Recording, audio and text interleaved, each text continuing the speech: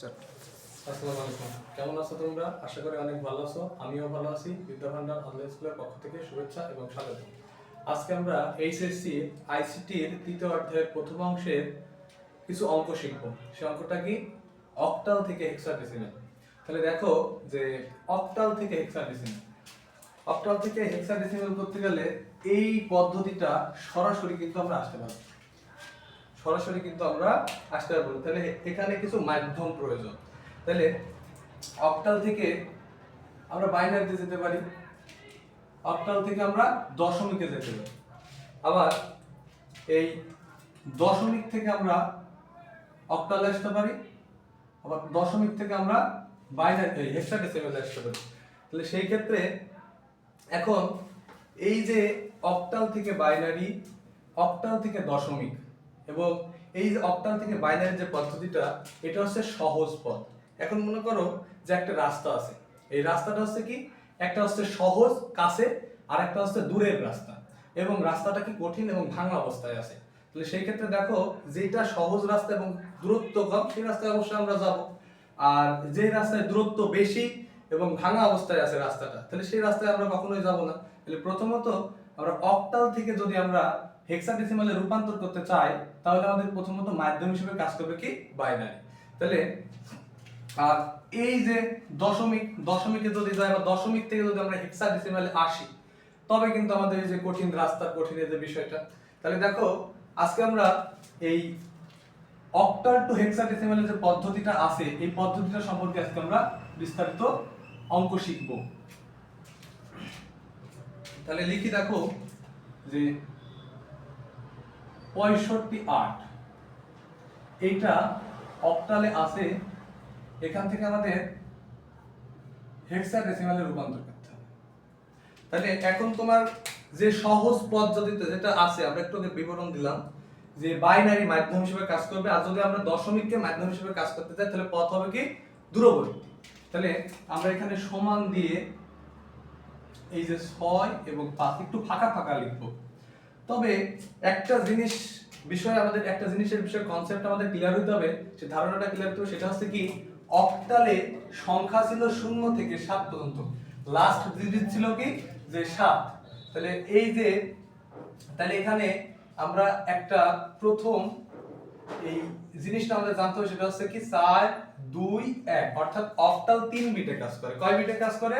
3 বিটে কাজ করে।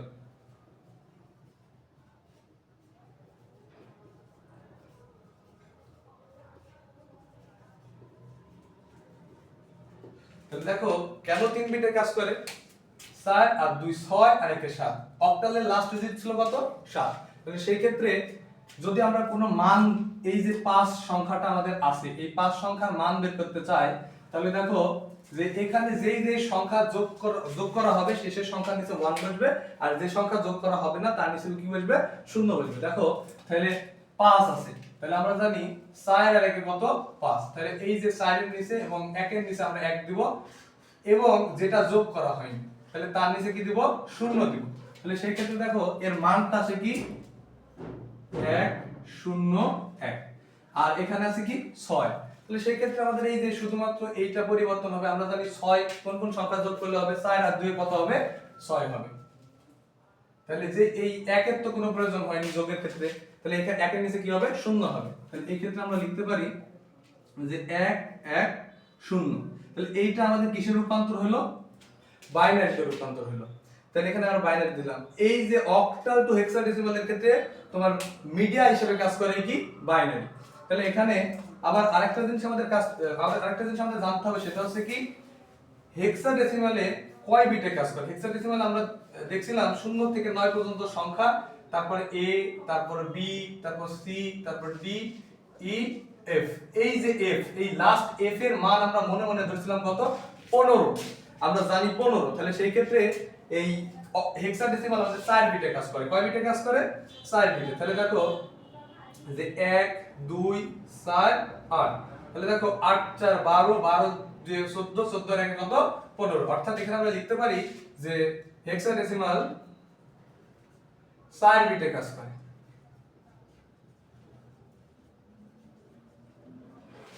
তাহলে সেই ক্ষেত্রে এই যে যে কোনো সংখ্যা, তাহলে আমরা এখান থেকে সমান আমরা এই মানটা আমরা লিখে নিতে পারি যে 1 1 0 0 1।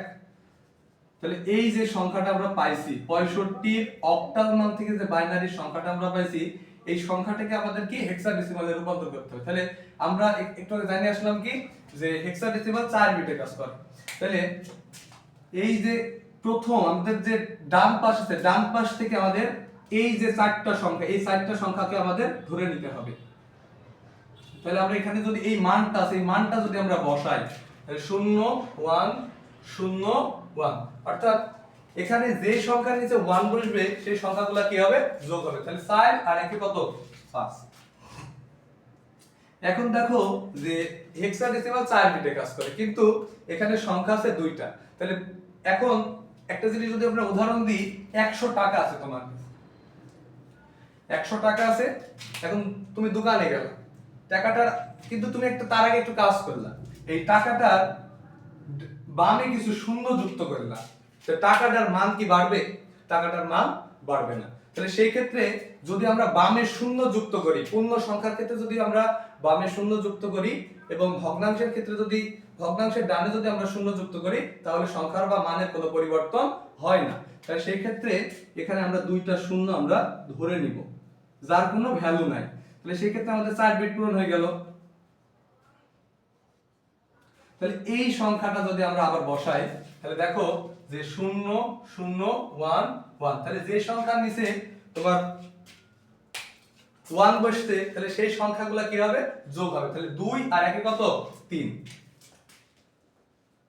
তাহলে এই সংখ্যাটার মান আসলো কত 3516। তাহলে এই 65 8 এর হেক্সাডেসিমাল মান কত 3516। তাহলে এই পদ্ধতিটা আমাদের আছে কি সহজ পদ্ধতি। আরেকটা পদ্ধতি আছে, তাহলে সেটা হচ্ছে কি এই 65 8 কে যদি আমরা দশমিক থেকে রূপান্তর করি,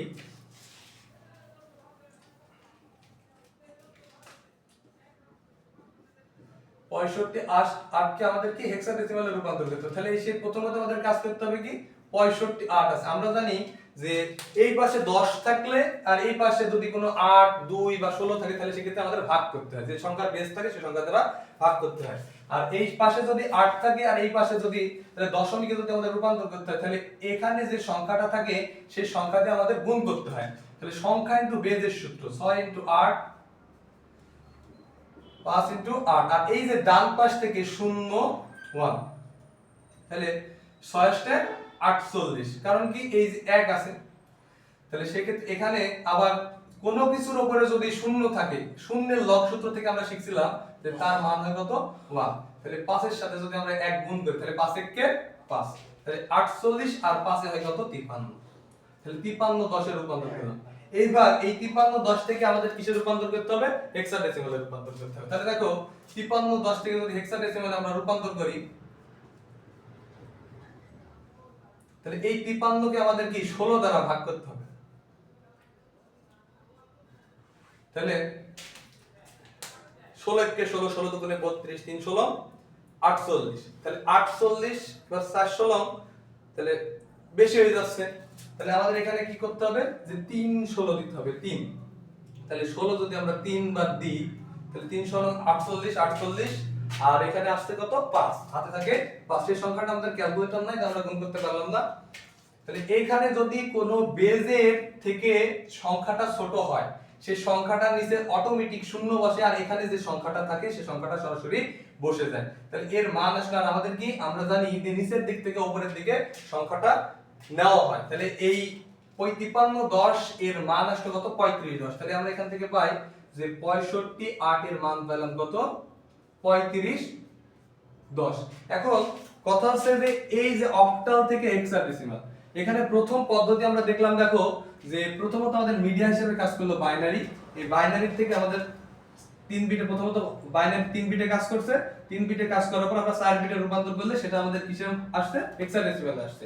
আর দ্বিতীয় পদ্ধতি কি, এই যে আমাদের অক্টাল এর 8 ছিল, এই 8 থেকে আমরা প্রথমত দশমিকে রূপান্তর করলাম, দশমিক থেকে আমরা ভাগ পদ্ধতির মাধ্যমে আবার হেক্সাডেসিমালে রূপান্তর করলাম। এই দুইটা পদ্ধতিই হবে, তবে আমরা সবসময় সহজ পদ্ধতি এখানে মানে প্রথম যে অক্টাল থেকে হেক্সাডেসিমাল বিট ভাঙার যে পদ্ধতি সেই পদ্ধতি থেকে আমরা রূপান্তর করা শিখব। আর এই যে দশমিক যে পদ্ধতি এই পদ্ধতি সবসময় তোমার মাথায় কিন্তু আসবে না, তাহলে সেই ক্ষেত্রে আমরা কিন্তু এই পদ্ধতিটাই করতে পারি।